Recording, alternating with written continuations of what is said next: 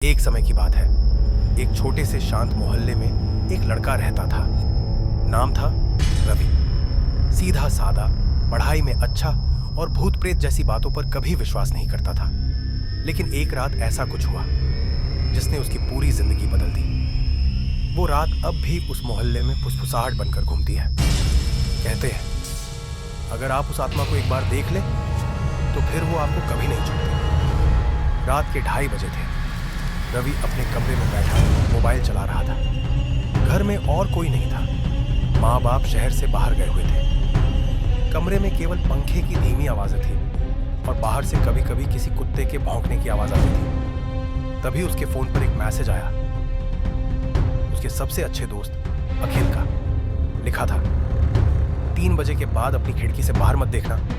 अगर तूने उसे देख लिया तो फिर तू उसका हो जाएगा। रवि को यह पढ़कर हंसी आ गई। उसने जवाब में लिखा, तू पागल हो गया है क्या? लेकिन अखिल ने जवाब नहीं दिया। रवि ने बात को मजाक समझा और फिर से मोबाइल पर वीडियो देखने लगा। लेकिन मन के किसी कोने में वो मैसेज चुप गया।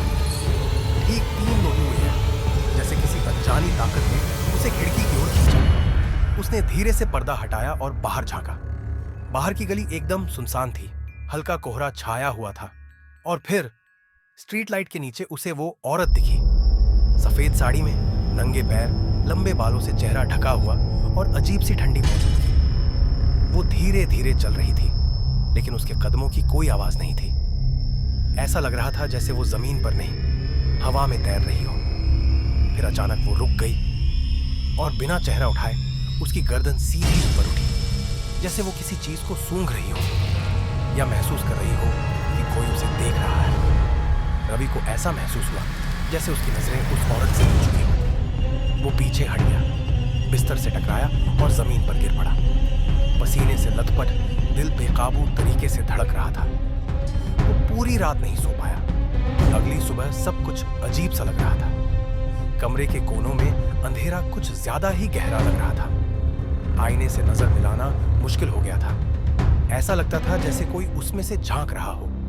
हर घड़ी की टिक टिक दिल पर वार कर रही थी। रवि ने अखिल को कई बार कॉल किया, लेकिन कोई जवाब नहीं मिला। 2 दिन बाद अखिल का फोन आया।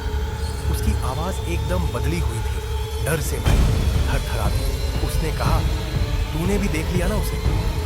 अब वो मुझे 3 बजे मेरी ही आवाज में पुकारती है और मेरी परछाई अब मेरी नहीं रही। कॉल के आखिर में अजीब सी चीख सुनाई दी और फिर सब कुछ शांत हो गया। उसके बाद रवि की जिंदगी बदल गई।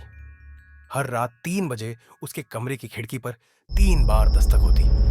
धक धक धक, कभी धीमी, कभी जोरदार। एक रात उसके मोबाइल पर सिक्योरिटी कैमरे का नोटिफिकेशन आया। मोशन डिटेक्टेड 3 और 2 AM। उसने वीडियो खोला और देखा वो औरत दरवाजे पर खड़ी थी, सिर झुका हुआ, कोई हरकत नहीं। लेकिन जैसे ही कैमरे की स्क्रीन पर झिलमिलाहट आई, वो औरत अचानक सीधी कैमरे की तरफ मुड़ी और रवि को ऐसा लगा जैसे उसकी आंखें सीधे स्क्रीन के उस पार झांक रही हो। फिर स्क्रीन काली हो गई। अब रवि ने कमरे में नमक की रेखा बनाई, हनुमान चालीसा बजाई और खुद को हर तरीके से सुरक्षित करने की कोशिश की। लेकिन एक रात उसे अखिल का आखिरी मैसेज मिला। वो अब अंदर आ चुकी है। मैंने दरवाजा नहीं खोला, फिर भी वो आ गई। उसका चेहरा देखा और अब आईनों में खुद को नहीं देख पाता। इसके बाद अखिल कभी नहीं मिला। उसका कमरा खाली था। दीवारों पर गहरे नाखूनों के निशान थे। रवि की आखिरी रात। वो कमरे के बीचों बीच बैठा था। नमक की रेखा के अंदर चालीसा बज रही थी। हर कोना रोशनी में था। 3 हो गया, सब कुछ शांत। लेकिन फिर पर्दे के पीछे से आई एक धीमी फुसफुसाहट। देखा था ना मुझे? उसी पल सारी लाइटें फट गई। मोबाइल जल गया। कमरे में घना अंधेरा छा गया और उस अंधेरे में 2 चमकती सफेद आंखें उभरी।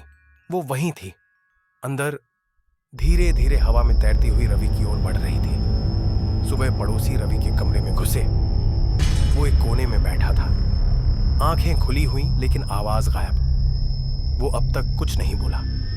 डॉक्टर कहते हैं दिमाग सदमे में है, लेकिन मोहल्ले वाले कहते हैं अब हर रात 3 बजे रवि की आंखें धीरे धीरे खिड़की की ओर घूमती हैं, क्योंकि वो अभी भी आती है।